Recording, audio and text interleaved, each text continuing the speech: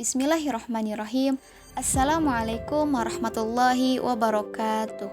Perkenalkan, saya Dini Apriani dari Program Studi Ekonomi Syariah Kelas A, nomor induk mahasiswa 1903063, mahasiswi semester 4. Di sini saya akan menjelaskan mengenai apa sih akad murabahah itu.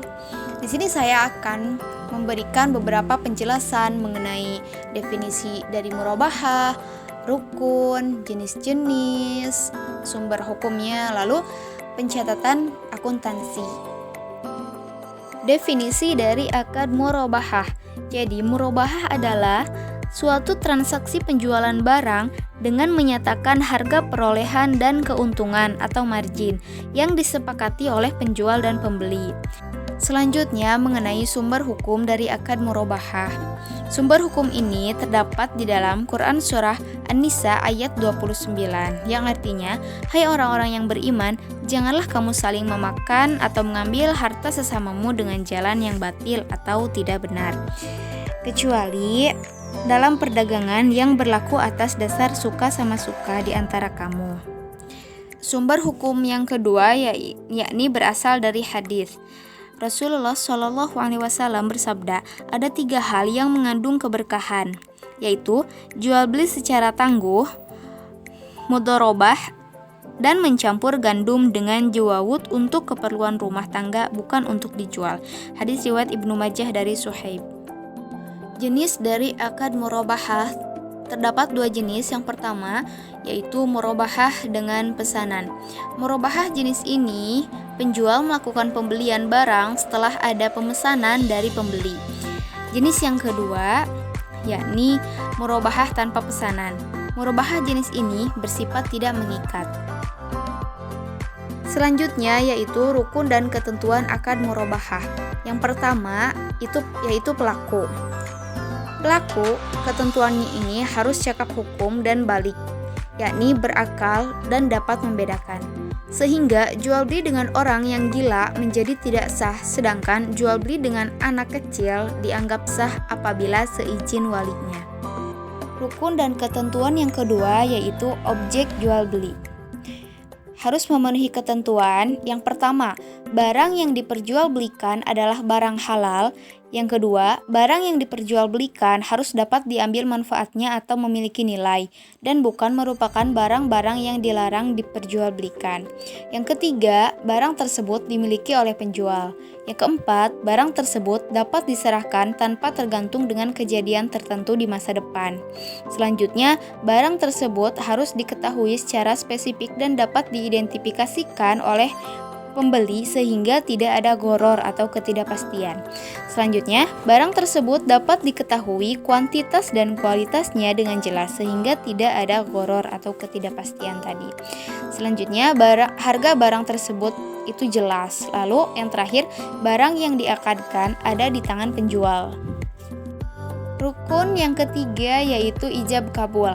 Pernyataan dan ekspresi saling ridho atau rela di antara pihak-pihak pelaku akad yang dilakukan secara verbal, tertulis, melalui korespondensi atau menggunakan cara-cara komunikasi modern. Selanjutnya mengenai ilustrasi akuntansi akad murabahah.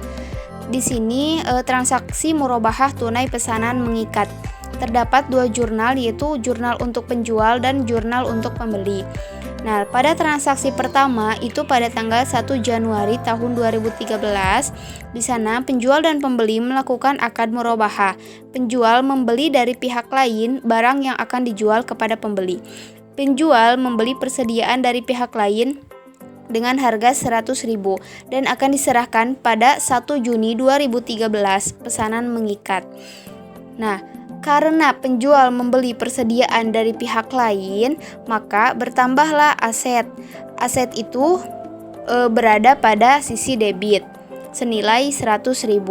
Ketika aset bertambah, maka penjual mengeluarkan uang, maka kasnya itu otomatis berkurang sehingga untuk kas berada pada sisi kredit. Untuk transaksi yang kedua pada tanggal 1 Maret tahun 2013, jika terjadi penurunan nilai sebelum barang pesanan diserahkan kepada pembeli sebesar Rp5.000. Penurunan ini masuknya kepada akun beban. Nah, akun beban tersebut bertambah di debit senilai 5.000. Karena beban bertambah, maka aset berkurang. Aset berkurang senilai 5.000 dan berada pada posisi kredit. Untuk transaksi yang ketiga pada tanggal 1 Juni tahun 2013, penjual sesuai akad menyerahkan barang kepada pembeli dengan nilai 115.000. Pada jurnal penjual, kas bertambah karena penjual menerima pendapatan dari pembeli sebesar 115.000. Nah, terdapat pada sisi kreditnya itu ada pendapatan margin murabahah senilai 20.000 dan aset murabahah senilai 95.000.